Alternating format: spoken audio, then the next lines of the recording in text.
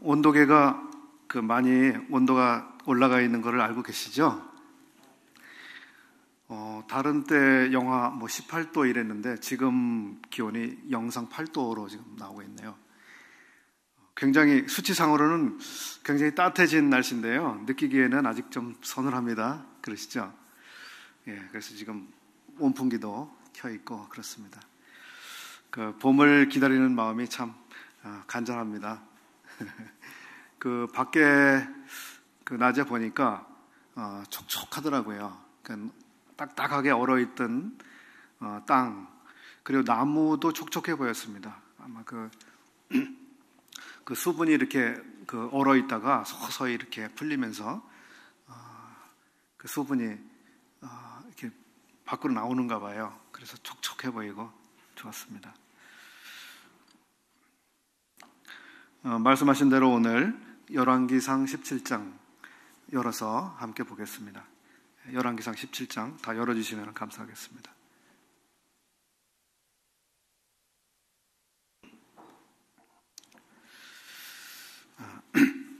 오늘부터 보게 되는 열왕기상 17, 18, 19장은 이제 아합이라고 하는 왕과 엘리야라고 하는 선지자 사이에 팽팽한 긴장이 흐르고 있는, 그리고 두 인물을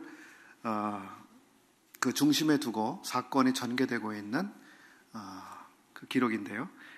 참 많은 분들이 익히 알고 계시는, 어떻게 보면 흥미가 진진한 그 이야기가 안에 있습니다. 그리고 이 엘리야라고 하는 인물에 대해서도 많은 분들이 이미 알고 계시리라고 생각합니다. 엘리야라고 하는 사람이 이제 17장에 비로소 등장하게 되는데요.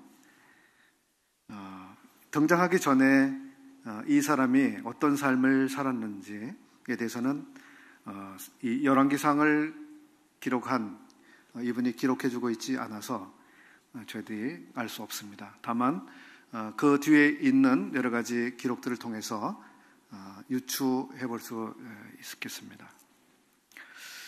본문을 들어가기 전에 우리는 이제 17장의 상황, 즉 엘리야가 등장하기 전에 그 시대적 상황을 다시 한번 살펴보기를 원하는데요. 그 상황은 이제 16장 29절부터 33절까지 내용을 보므로 우리가 알 수 있습니다. 16장 29절부터 33절까지의 내용인데, 여기에는 이제 오므리의 아들 아합이 이스라엘에서 왕이 되었고 이제 나라를 통치하는 이런 통치가 시작이 됐습니다. 그런데 이 아합이 그 전에 왕들도 죄를 많이 지었지만 이 왕은 특별히 더 유별나게 죄를 많이 지은 왕으로 나타나고 있습니다. 그 전에 모든 사람보다 여호와 보시기 악을 더욱 행하여, 이것이 아합이라고 하는 왕의 특징으로 특징 지어진다고 볼 수 있겠습니다. 특별히 여로보암의 죄를 따라 행하는 것을 오히려 가볍게 여기고 시돈 사람의 왕 엣바알의 딸 이세벨로 자기 아내를 삼았다. 그리고 바알의 사당 속에 바알을 위하여 단을 쌓았다. 그리고 아세라 목상을 만들어서 그 전에 모든 이스라엘 왕보다 심히 이스라엘 하나님 여호와의 노를 격발한 왕이다. 이것이 이제 엘리야가 등장하게 되는 시대적 배경이 되는 것이죠. 어느 시대보다 악하다고 하는 것은 그 도덕적으로 악하다고 하는 개념보다 이 하나님과의 관계 속에서 하나님을 철저히 외면하고 하나님이 말씀하시는 것에 대한 철저한 불순종으로 일관하는 이런 점에서 이제 악한 왕인데, 이러한 가장 암흑한 시대에 하나님께서 엘리야라고 하는 사람을 이제 전면에 내세우시게 되었습니다. 우리가 아는 것처럼 이스라엘이라고 하는 나라는 특별한 나라입니다. 모든 민족 중에서 특별히 하나님께서 이스라엘을 선택하셨습니다. 그리고 이 선택한 이스라엘을 통해서 이제 하나의 국가를 세우셨고, 그 국가는 다른 나라들과 달리 하나님께서 거기에 목적을 두시고, 그 나라를 통해서 하나님이 얼마나 영광스러우신 분인지, 참 이 존귀에 계신 분인지, 지극히 높은 분이신지를 이스라엘 나라를 통해서 전 세계의 사람들이 알도록 이렇게 하기를 원하셨던 것이죠. 그래서 다른 민족들과 다르게 이스라엘에게는 특별한 규범이 주어졌습니다. 율법이죠. 이 율법을 통해서 다른 나라들에게는 없는 이 특별한 백성이라고 하는 것, 그리고 여호와 하나님께서 살아계신 하나님이며 또 유일하신 분이며 여호와 하나님께서 모든 사람들에게 요구하시는 삶이 무엇인지를 가르치기를 원하셨습니다. 그래서 하나님께서는 애굽에서 그들을 불러내시고 구출해서 광야를 거치게 하시고 가나안의 7 족속들을 쫓아내시고 거기에 거주하게 하시고 나라를 세우셨습니다. 이것이 이제 이스라엘이 그 국가가 세워지기까지의 하나님의 의도와 과정인데요. 우리가 지금까지 열왕기상을 통해서 본 것처럼 다윗 시대에, 그 시대에는 여호와께서 목적하신 그러한 것이 그 나라를 통해서 참 많이 이렇게 드러나게 됐죠. 그러나 그 뒤에 솔로몬, 르호보암을 거쳐오면서 빛은 흐려지기 시작했죠. 그리고 나라는 2개로 나누어지고 이제 남과 북이 다른 길을 가는데, 북쪽에 있는 나라는 훨씬 더 어두운 길을 걸어가고 있는 것이죠. 그 어두운 시대 가운데서 특별히 아합이 통치하던 이 시대를 최악의 어둠이라고 우리가 말할 수 있는 그런 시대가 되었습니다.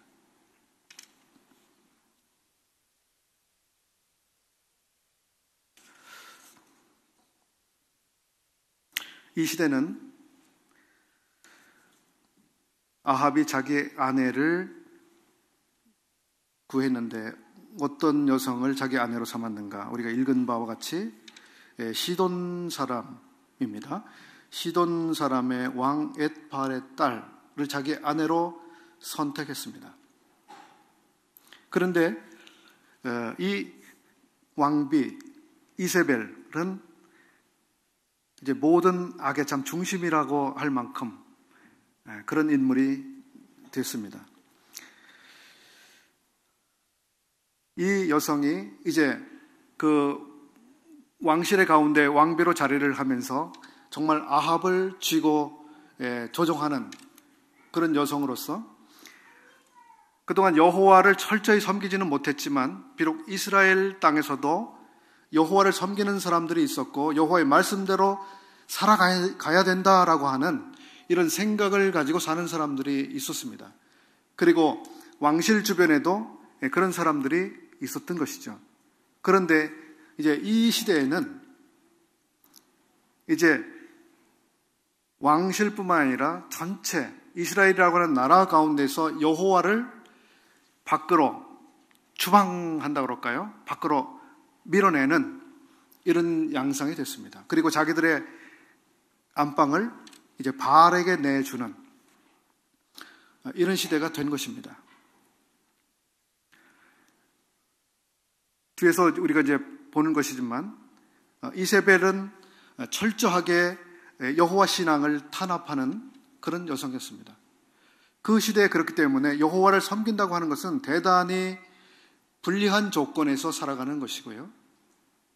정말 출세하기를 포기해야 되는 것이고요. 인정받기를 포기해야 되는 것이고요.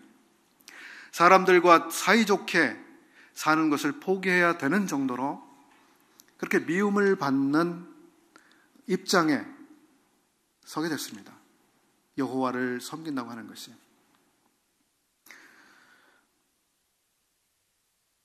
우리 시대가 가장 걱정하고 지금 우려하는 것이 무엇입니까? 바로 그런 시대를 우려하고 있지 않습니까? 우리 주님을 섬기는 것이 지극히 어려워지는 그러한 국가 환경 혹은 사회 환경이 되는 것에 대해서 우리들이 걱정하고 있습니다.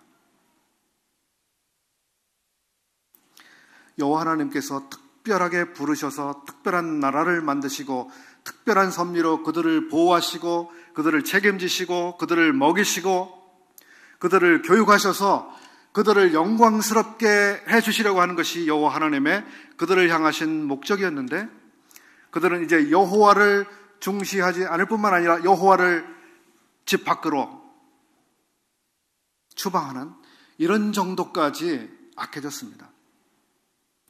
당신은 우리에게 더 이상 필요하지 않습니다.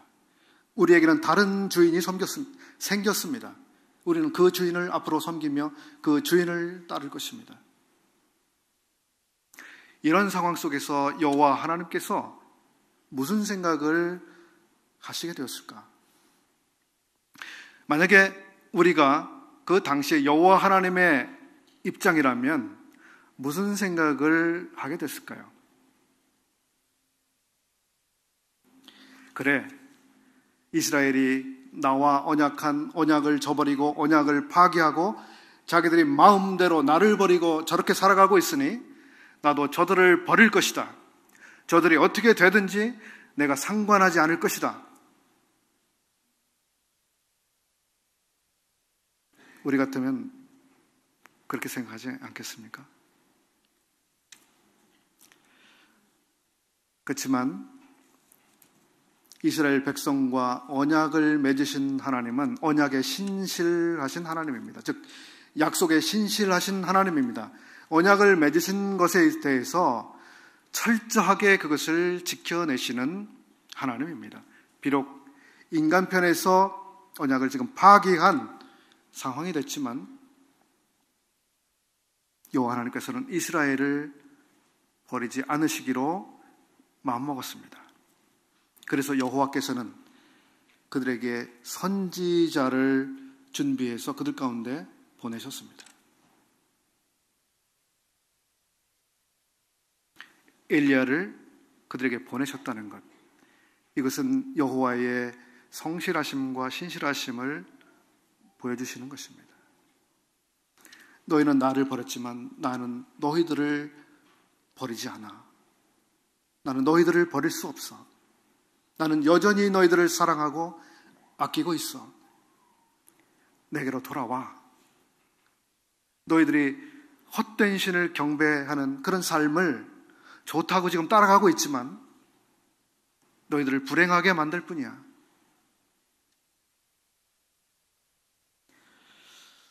엘리야라고 하는 사람의 이름은 여호와는 하나님이시다, 이런 뜻을 가지고 있습니다. 여호와는 하나님이시다.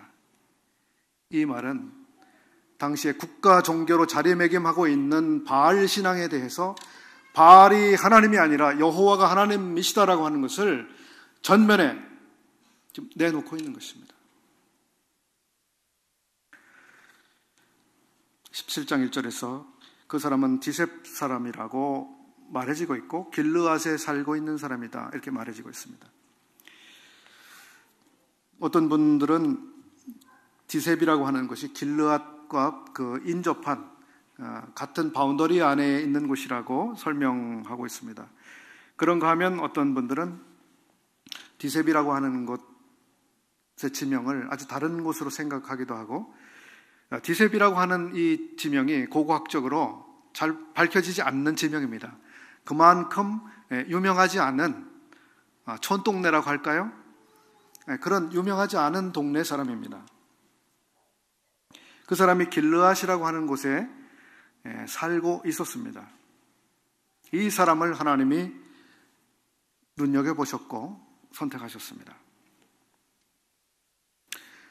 여기 길르앗은 북쪽 나라의 수도 사마리아라고 하는 곳으로부터 이제 북동쪽 그 오른쪽의 위쪽에 해당되는 곳인데요.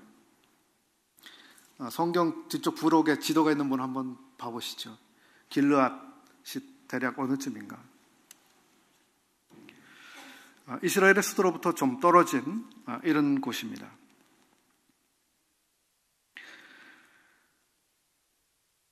그가 이제 아합에게 보내지기 전에 하나님께서 그를 어떻게 준비시키셨는가?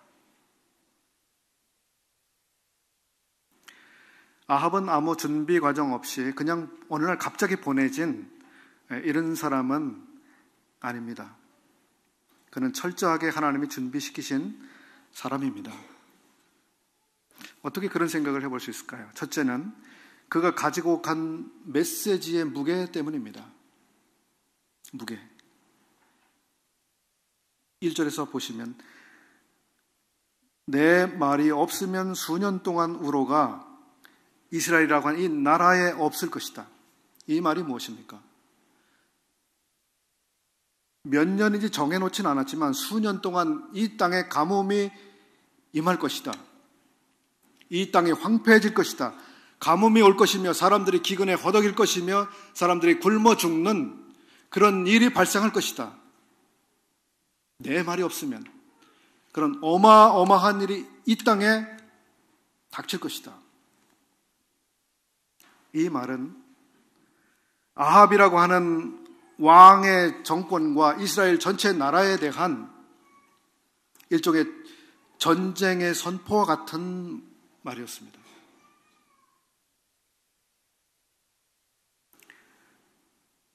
담력이 없으면, 믿음이 없으면 여호와께 대한 굳건한 믿음이 없으면 할 수 없는 그 말을 이 사람이 하고 있는 것입니다.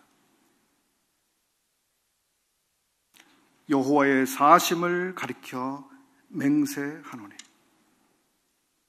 여호와는 살아 계시다고 하는 것, 여호와의 살아 계심을 근거로 내가 이 말을 하고 있다라고 하는 것입니다.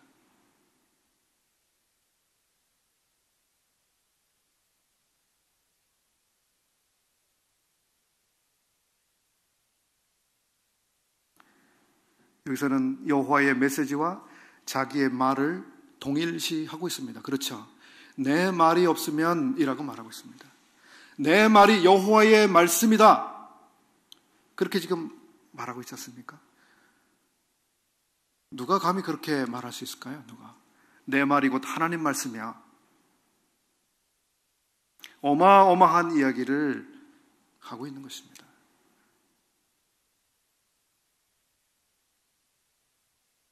여기서 우리는 엘리야가 여호와 하나님과 얼마나 친밀한 관계와 교제 속에 살았는지를 알 수 있습니다. 얼마나 하나님의 생각을 잘 알고 얼마나 하나님의 마음을 깊이 이해하고 백성들에게 전할 메시지가 무엇인지를 정확하고 확실하게 알았기에 내 말이라고 이렇게 표현하고 있을까요?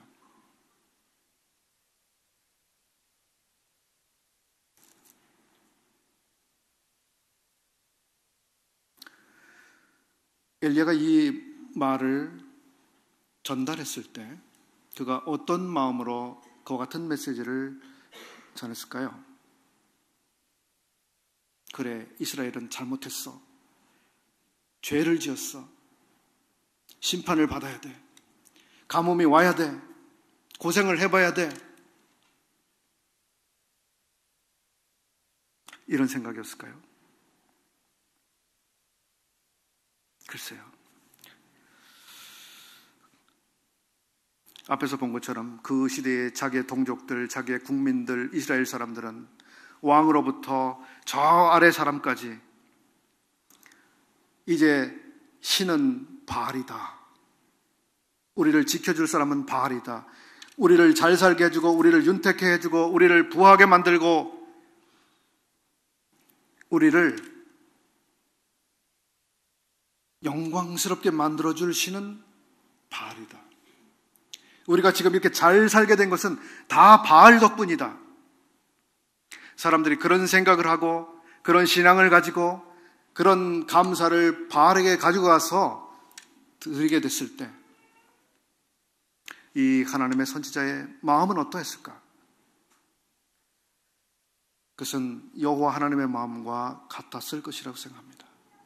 얼마나 실망스럽고 얼마나 마음이 아프고 그랬을까요? 어떻게 내 백성이 저렇게 됐을까? 어떻게 하다 우리 백성이 저렇게 어리석은 생각과 어리석은 길을 걸어가게 됐을까? 참으로 마음 아픈 일이다. 어떻게 내 백성들이 저렇게 캄캄한 어둠 가운데 있게 된 것일까? 그리고 어떻게 하면 내 백성들을 다시 돌아오게 할 수 있을까? 어떻게 여호와 하나님께로 다시 돌이킬 수 있을까? 그것이 엘리야의 마음이 아니었을까요? 그랬을 것이라고 생각합니다. 애타는 마음, 간절한 마음으로 그 백성들에게 이 말을 전했을 것입니다. 여러분들은 지금 잘못 가고 있습니다. 돌아와야 합니다. 돌아오십시오. 참 신은 바알이 아닙니다. 여호와에게로 돌아오십시오. 여러분을 구속하신 여호와, 지금도 여러분을 기다리는 여호와에게로 돌아오십시오. 그것이 여러분들이 살 길입니다. 그런 심정으로 이 메시지를 엘리야가 가지고 갔을 것입니다.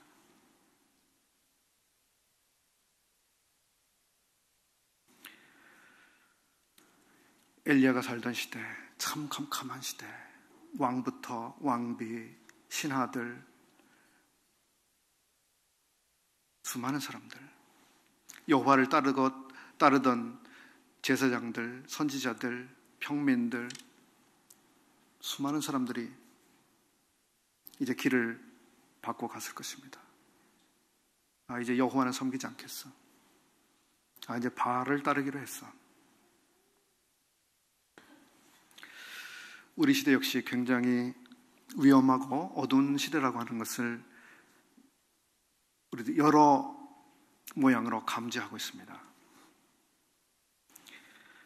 기독교 중심 서구 사회가 무너져 내렸습니다.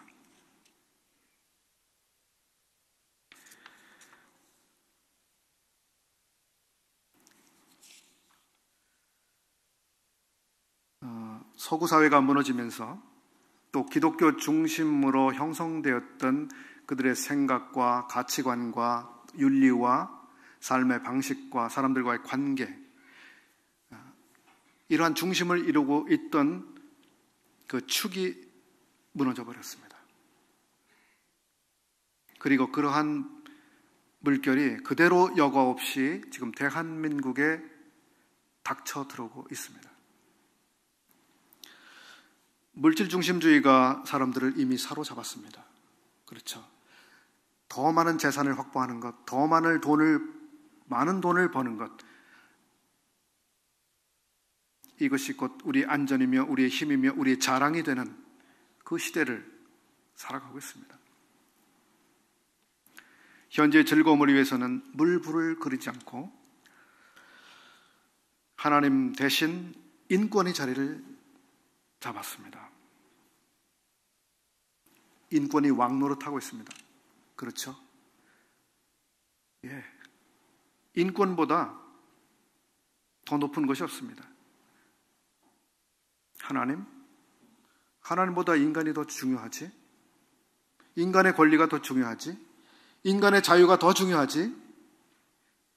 인간이 그것을 원하는데 왜 하나님이 그것을 막아? 그런 하나님을 우리는 원치 않아. 이것이 이 시대 사람들의 사고 아닙니까? 특히 젊은 사람일수록 자연스럽게 그런 생각을 가지고 살아가고 있습니다.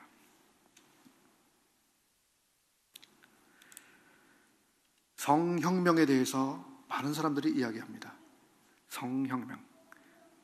하나님이 남자와 여자를 창조하셨다고 말씀하고 있습니다.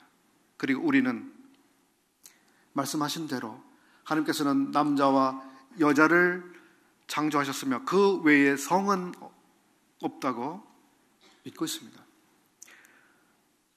오늘날 수많은 매체와 가르침 이런 것을 통해서 지금 48가지인가요? 성이 그렇게 구분된다고 말하고 있습니다. 그리고 성을 선택할 자유가 인간에게 얼마든지 있다고 말하며 하나님이 남자와 여자를 만들었다고 하는 것은 그냥 내팽개치고 있습니다. 그건 중요하지도 않다. 그게 뭐가 중요하냐? 인간이 중요하지. 인간의 결정이 중요하지.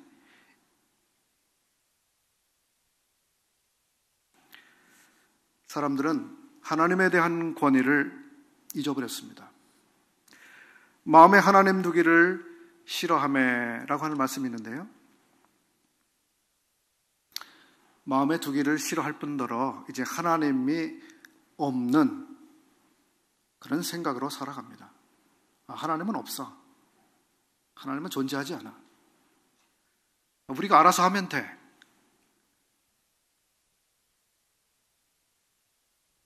하나님에 대한 권위가 무너지고 사람과 사람 사이의 질서를 유지해온 모든 권위도 다 허물어져 가고 있습니다. 우리가 왜 어른들의 말을 들어야 합니까? 우리가 왜 선생님 말씀을 들어야 됩니까? 우리가 왜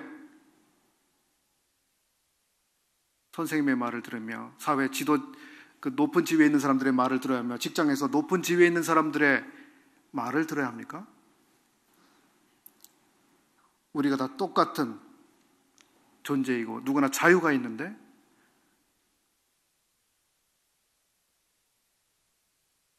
사람들은 모든 종류의 권위를 다 부인하는 이런 사상에 익숙해져 가고 있습니다. 그 사람이나 나나 다 똑같은 사람인데 왜 그 사람 말을 내가 들어야 되지? 여러분은 그런 생각 혹시 안 해보셨습니까? 우리가 모르는 사이에 그런 사상이 우리를 교육시켜 가고 있습니다. 자기도 모르는 사이에 그런 것을 기준으로 사람들을 상대하거나 사람 관계를 하고 있는 자신을 어느 날 발견할지도 모릅니다. 아주 교묘한 교육입니다.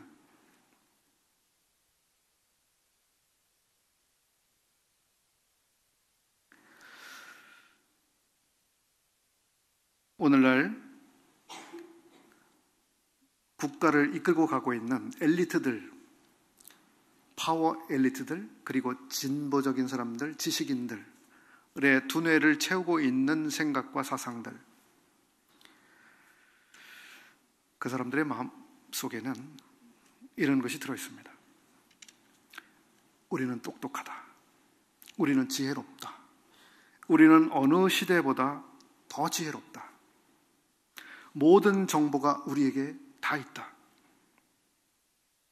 우리의 과학기술은 날로 발전하고 있다.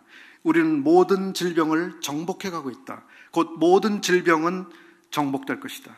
그리고 우리는 마침내 죽음 자체를 정복할 것이다. 무슨 말입니까? 우리가 사람들에게 영생을 가져다 줄 것이다.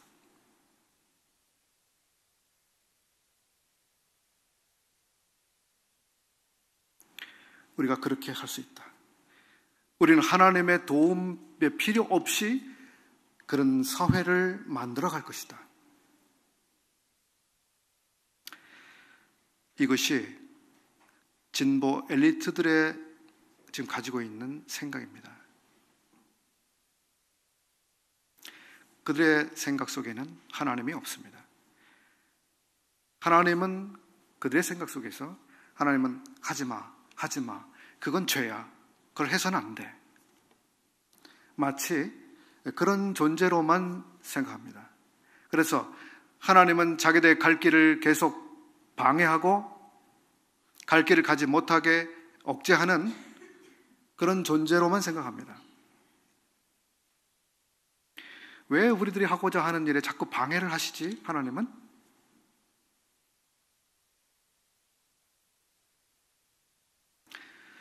사람들의 생각이 그렇습니다.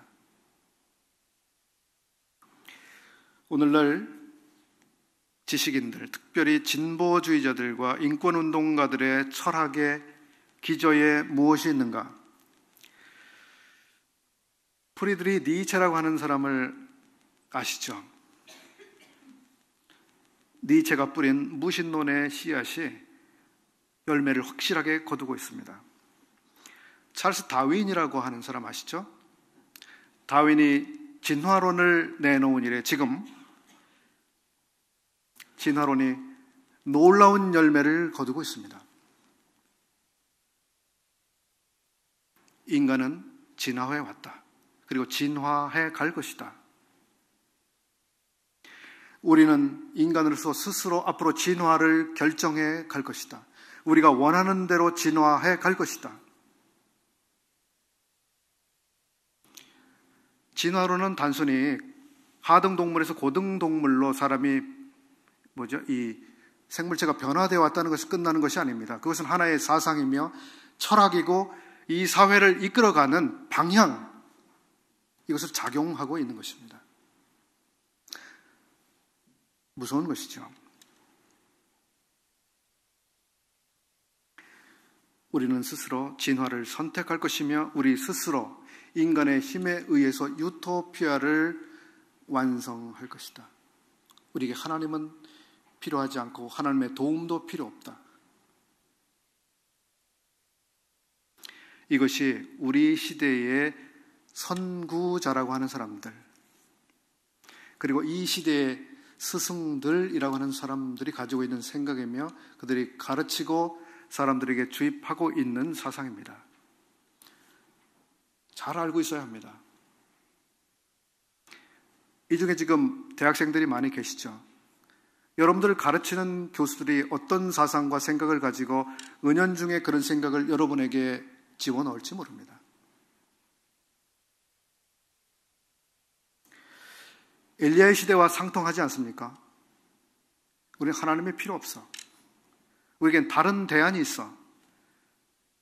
하나님은 우리에게 필요 없을 뿐만 아니라 우리에게 방해가 되고 거추장스럽고 우리가 하기를 원하는 대로 그렇게 도와주는 것이 아니라 계속 우리가 하고자 하는 이 자유를 계속 억압하는 그런 존재일 뿐이야.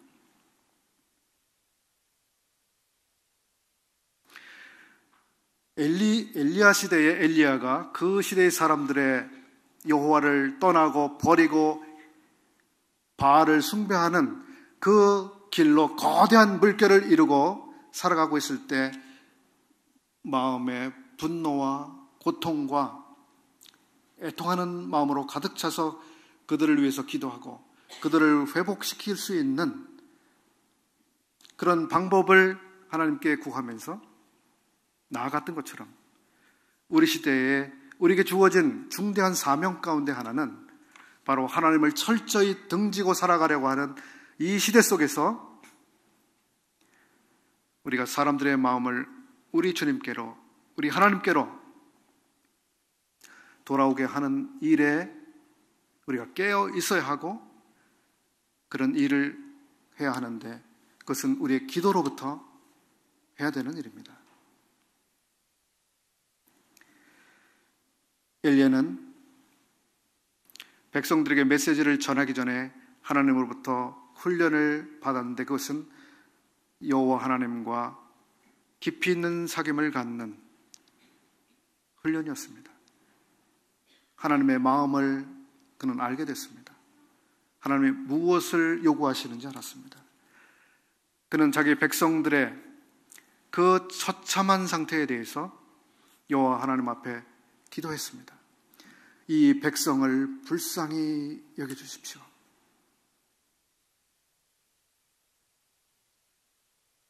그리고 자기를 드렸습니다.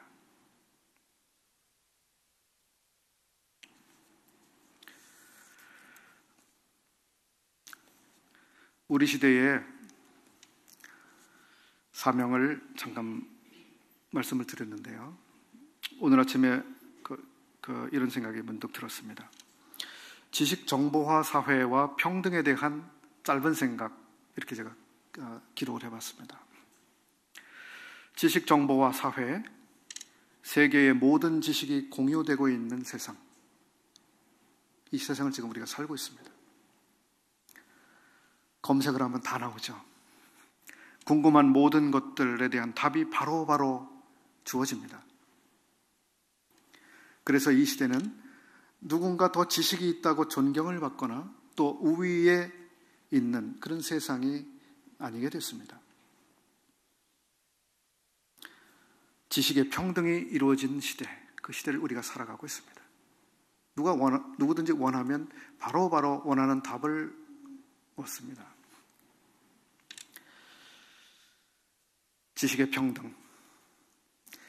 자, 이 시대 속에서 우리들이 어떤 삶을 살아가야 하는가? 어떻게 주님을 섬겨야, 어떤 사역을 해야 되는가?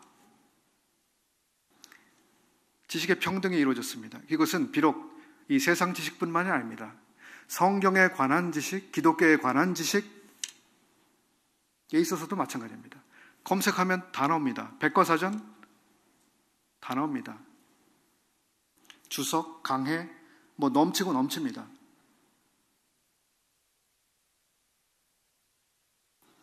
더 이상 성경을 많이 안다고 하는 것, 성경 해석을 잘한다고 하는 것, 그것이 영향을 그렇게 많이 주지 못하는 사회 속으로 우리가 가고 있습니다. 그러면 무엇이 정말 그리스도인다운 그리스도인을 만들까 하는 것이 우리의 질문입니다. 어떤 신앙을 가져야 이 시대에 참된 신앙의 삶을 살 수 있을까요?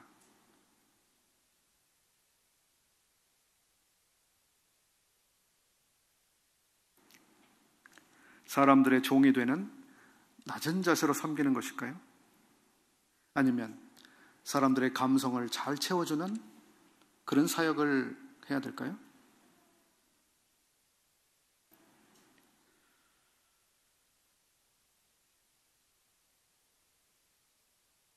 이 시대는 바로 어느 때보다 경건의 능력이 필요한 시대입니다.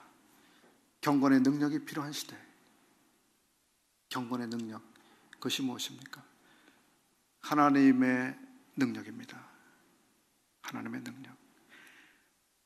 엘리야가 내 말이 없으면 수년 동안 우로가 없으리라고 말했잖아요. 이 말에 대해서 하나님의 능력으로 실제로 그렇게 역사하시지 않았다면 엘리야의 이 말은 얼마나 우스꽝스러운 말로 끝나게 됐을까요? 여호와 하나님께서 실제적으로 그런 놀라운 역사를 보여주셨을 때, 실제로 그런 역사를 행하셨을 때 그의 메시지는 하나님의 메시지가 되었고 이 종의 능력은 참으로 경건으로부터 오는 메시지였다고 하는 것을 입증하는 것이 됐습니다. 그의 말은 참 무거운 말이 됐습니다.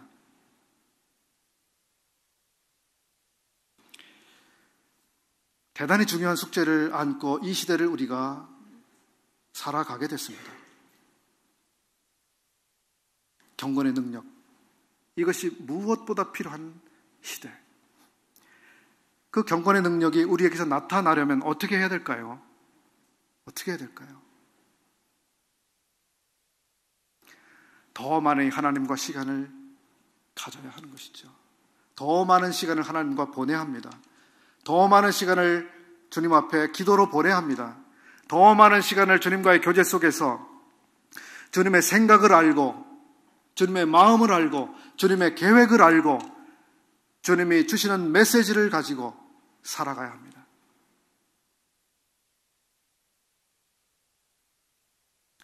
형식적인 큐티, 형식적인 기도, 형식적인 메시지, 이것이 위험에 처한 이런 시대를 우리가 살아가게 됐습니다. 형식으로는 이제 아무것도 되지 않는 그런 시대가 됐습니다.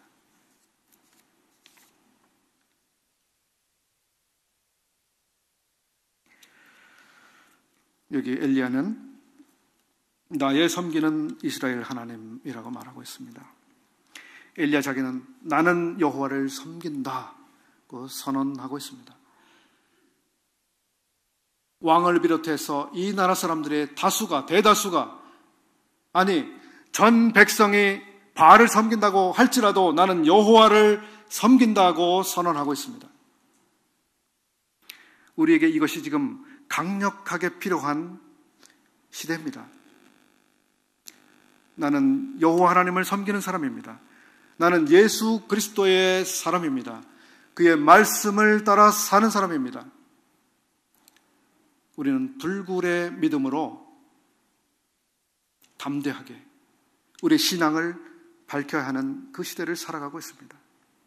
왜냐하면 우리에게 가해지는 압력, 이것이 점점 커 오기 때문에 우리는 다른 때보다 더 분명하게 우리의 믿음을 드러내야 되는 그 시대를 살아가는 것입니다.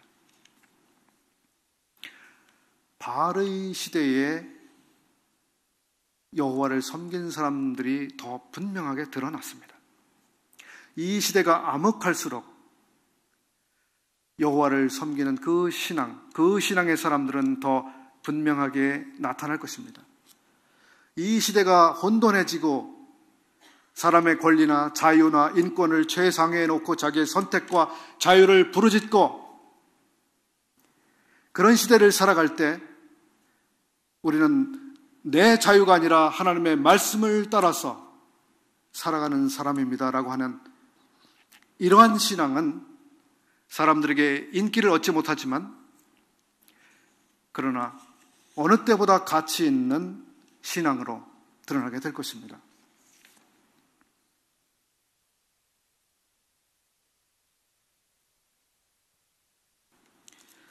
엘리야가 자기의 메시지는 곧 하나님의 메시지다라고 여긴 또 다른 이유를 하나 생각해 볼 수 있습니다. 그것은 이미 모세를 통해서 주신 언약의 약속의 말씀들에 근거한 것입니다. 신명기 11장 16절에서 이미 모세는 그렇게 이야기했습니다. 너희는 스스로 삼가라. 두렵건대 마음에 미혹하여 돌이켜 다른 신들을 섬기며 그것에게 절함으로 여호와께서 너희에게 진노하사 하늘을 닫아 비를 내리지 아니하여 땅으로 소산을 내지 않게 하심으로 너희가 여호와의 주신 아름다운 땅에서 속히 멸망할까 하노라. 이런 말씀은 신명기서 28장 24절에서도 나오는 내용입니다. 즉 이미 하나님께서는 모세를 통해서 너희들이 여호와를 떠나서 다른 신들을 쫓아가면 그때 너희 땅에는 비가 내리지 않을 것이다. 그런 경고의 약속을 이미 하셨습니다. 엘리야가 그 약속을 분명하게 믿었기 때문에 그 약속에 근거해서 자기의 메시지를 선포한 것입니다. 하나님이 분명히 그렇게 말씀하셨기 때문에 내가 그 말씀을 믿고 이렇게 메시지를 전합니다. 이렇게 말하고 있는 것입니다.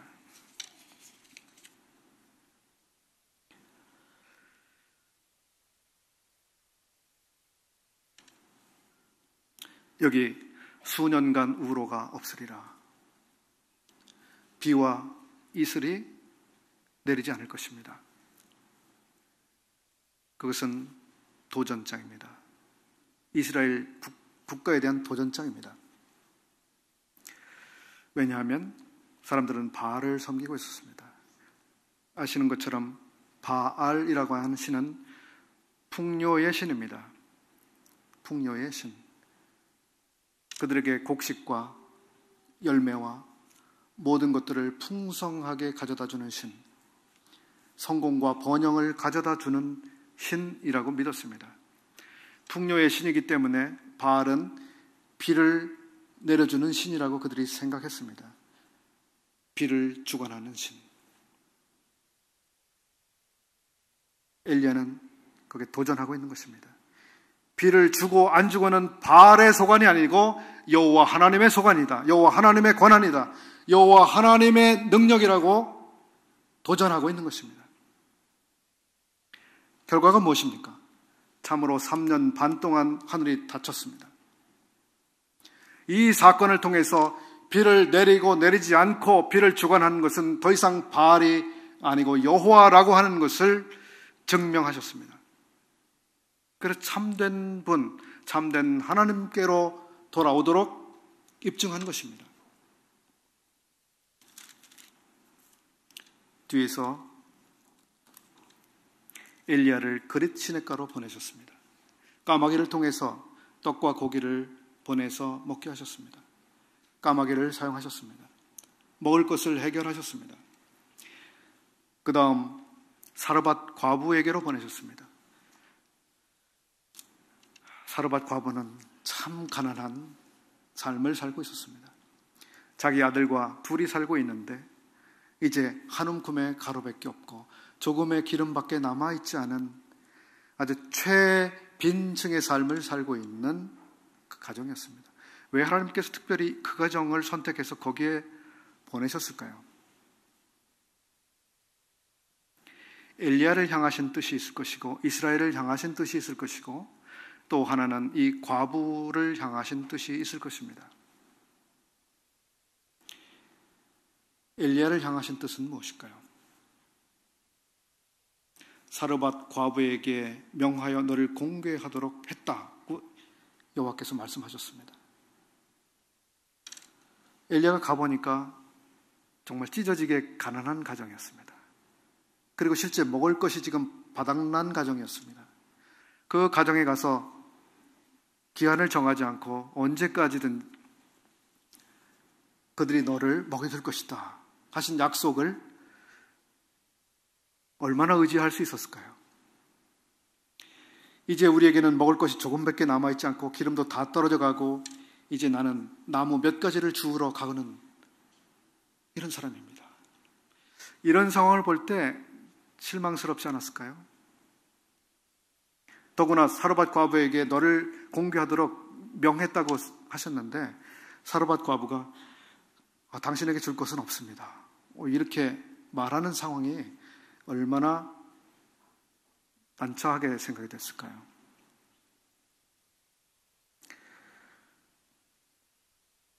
엘리야도 더욱더 자기의 삶을 책임지시는 분을 의지하는 계기가 됐을 것 같습니다. 또 하나는 이스라엘에 대한 메시지인데 그것은 이 과부, 먹을 것이 다 떨어져 가는 그래서 굶어 죽게 생긴 이 가정, 이 가정에 끝도 없이 먹을 것을 하나님이 공급하셨다, 책임지셨다. 비가 내리는 그날까지 계속 그렇게 하셨다. 이것은 무엇입니까? 여호와 하나님께서 모든 삶을 책임지시고 먹는 문제를 책임지시고 그들의 곡식과 기름, 즉 그들의 곡물과 그들의 나무의 열매와 이 모든 것들을 하나님이 주관하고 계시다고 하는 것을 다시 한번 이스라엘에게 가르치셨다고 믿습니다. 바알은 그럴 힘이 없어. 바알은 그저 그 사르밧 과부를 굶어 죽는 지경까지 갔지만 해결하지 못했어. 그렇지만 여호와 하나님께서 그들의 삶에 들어가셨을 때 그들은 계속해서 풍성한 공급을 누릴 수 있었어. 사르밧 과부,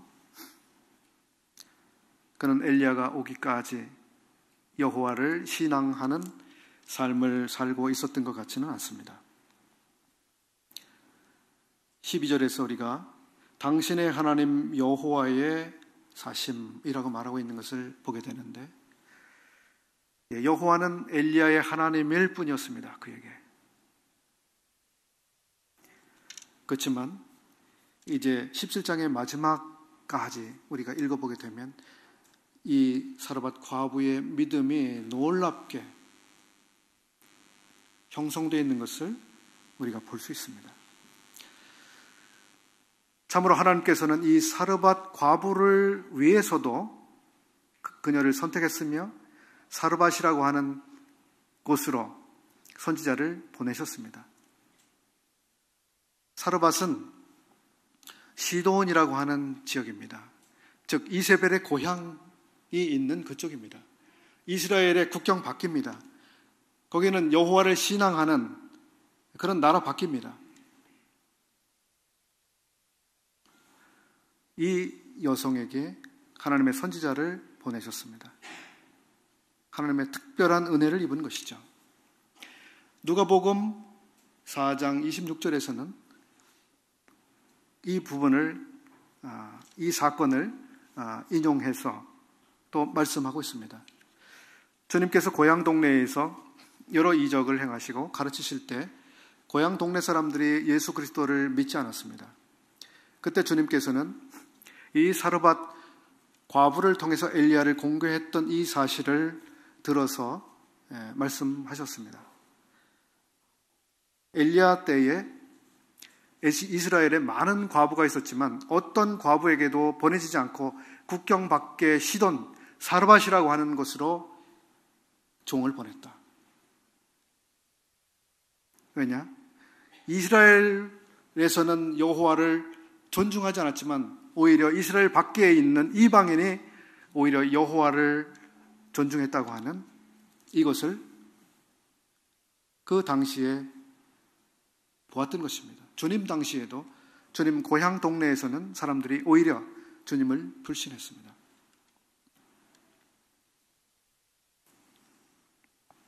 제 말씀을 줄여야 할 것 같습니다. 여호와 하나님께서는 아합 시대에 특별한 선지자를 준비하시고 훈련시켜서 메시지를 그를 통해서 보내셨습니다. 캄캄한 시대에 빛을 보내셨습니다. 바알을 따라가는 것은 여러분 스스로를 불행하게 하는 것이다. 여호와께로 돌아와라. 참 하나님은 여기에 있다. 여기로 돌아오라. 우리 시대는 점차 어두워져 가고 있습니다. 이 나라에서 서구는 이미 몰락해 들어갔습니다. 우리나라 기독교인 숫자들이 감소하고 있다고 하는 통계 모두 들어보셨죠? 교회 수가 감소하고 있다고 하는 거 뉴스를 보셨죠? 많은 사람들이 기독교에 대해서 모욕을 하고 있는 거 들어보셨죠? 이것을 우리는 위기라고 사람들이 생각합니다. 기독교는 위기이다. 더 큰 위기가 무엇입니까? 더 큰 위기가 있습니다. 사실 엘리야 때에 바알을 섬기는 그러한 신앙 풍토로 인해서 여호와만 섬기는 사람들이 누구인지가 더 분명하게 드러난 것처럼 우리 시대에 물질주의와 수많은 사상과 철학과 인본주의가 사람들의 생각을 쥐고 그런 사상대로 살아가라고 압력을 가해올 때 참으로 거듭난 경건한 성도들은 오히려 더 분명한 빛을 밝힐 것입니다. 그런 점에서 이것은 기회입니다. 그런데 그 기회를 기회로 알지 못할 때 이 시대는 더욱 어두워질 것입니다. 그리고 더 비참해질 것입니다. 여기 우리 성도들의 이 시대적 책임이 있는 것입니다. 우리가 무엇을 위해서 기도해야 하는가? 무엇을 위해서 기도해야 되겠습니까? 이 시대를 위해서 기도해야 됩니다. 이 시대를 위해서. 간절하게 기도해야 됩니다. 수많은 젊은이들, 우리의 자녀들이 잘못된 사상과 교육으로 물들어서 그것이 진리라고 믿으면서 그렇게 자라가고 있습니다.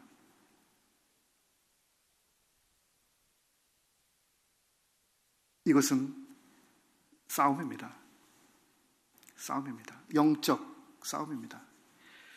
우리가 깨어 있어야 합니다. 깨어서 기도해야 됩니다. 이 전쟁 참 중요한 전쟁입니다. 이 전쟁에서 밀리면 우리의 가족들, 우리의 자녀들, 우리의 다음 세대는 갈 곳을 잃어버립니다. 정말 중요한 시기를 우리가 살아가고 있습니다. 모두 함께 기도하시는, 또 간절히 기도하시는 성도님들, 그리고 제가 되기를 원합니다. 고맙습니다.